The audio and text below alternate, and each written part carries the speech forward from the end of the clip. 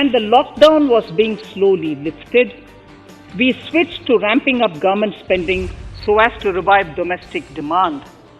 As a result, against an original BE expenditure of 30.42 lakh crores for 2020-21, our RE estimates are 34.50 lakhs. 30.42 now within the year going up to 34.5 lakh crores.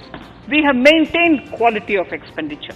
The capital expenditure estimated in the RE is 4.39 lakh crores as against 4.12 lakh crores in the BE stage.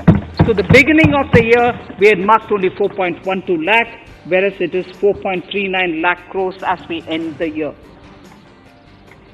Fiscal deficit in RE 2020-2021 is pegged at 9.5% of the GDP.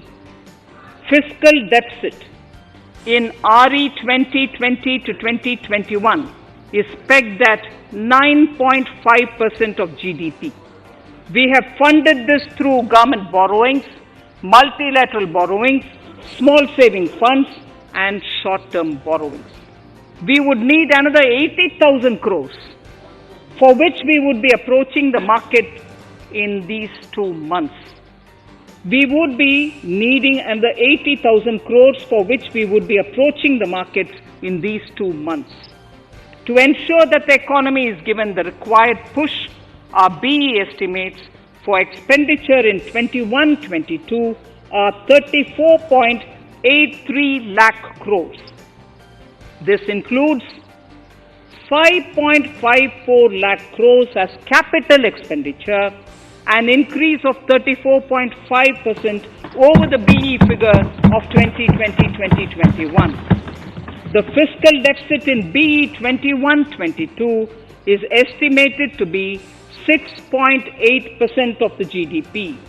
The gross borrowing from the market for the next year would be around 12 lakh crores. We plan to continue with our path of fiscal consolidation and intend to reach the fiscal deficit level below 4.5% of the GDP by 2025-2026, with a fairly steady decline over the period.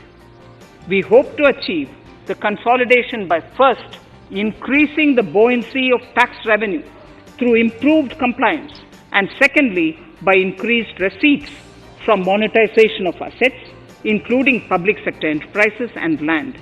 The Contingency Fund of India is being proposed to be augmented. The Contingency Fund of India is being proposed to be augmented from 500 crores to 30,000 crores through finance bill. In accordance with the views of the 15th Finance Commission, we are allowing a normal ceiling of net borrowing for the states at 4% of GSDP for the year 21-22. A portion of this ceiling will be earmarked to be spent on incremental capital expenditure. Additional borrowing ceiling of 0.5% of the GSDP will also be provided, subject to conditions. States will be expected to reach a fiscal deficit of 3% of GSDP by 2023-24 as recommended by the 15th Finance Commission. In the July 2019-20 budget, I introduced the Statement 27 on extra budgetary resources. It disclosed the borrowings of the government agencies that went towards funding Government of India schemes and whose repayment burden was on the government. In my 2020-21 budget, I enhanced the scope and coverage of that statement by including the loans provided by government to the FCI, the Food Corporation of India. Taking a step further in this direction, I propose to discontinue the NSSF loan to FCI for food subsidy, and accordingly budget provisions have been made in RE 2020-21 and in the BE 2021-22. The extra budgetary resource details are at Annexure 6. We know that the Frbm Act mandates fiscal deficit of 3% of GDP to be achieved by 31st March 2020-2021.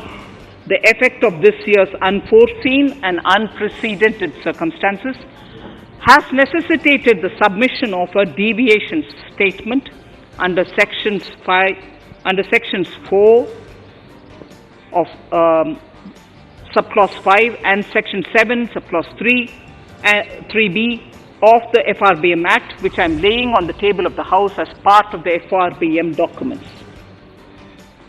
Towards achieving central government fiscal deficit along the broad path that I have already indicated, I will be introducing an amendment to the Frbm Act. Honorable Speaker, on the 9th of December 2020, the 15th Finance Commission submitted its final report covering the period 2021 to 2026 to the Rashtrapati Ji. The government has laid the Commission's report along with the explanatory memorandum in the Parliament, retaining the vertical shares of the states at 41%.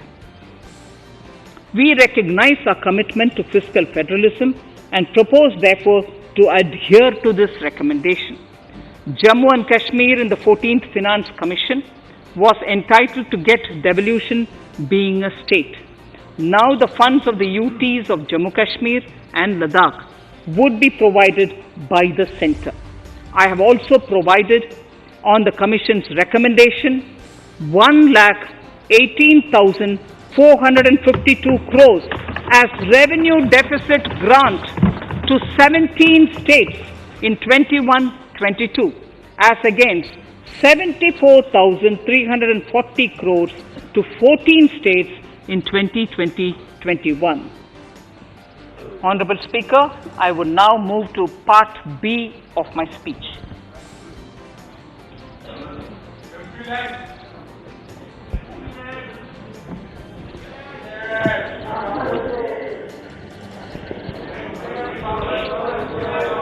Honorable Speaker, the world is facing a serious challenge of the pandemic and its aftershock.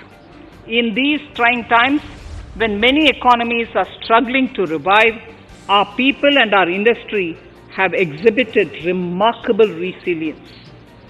As I mentioned already, post-pandemic, a new world order seems to be emerging, one in which Asia is poised to occupy a prominent position, and India will have a leading role therein.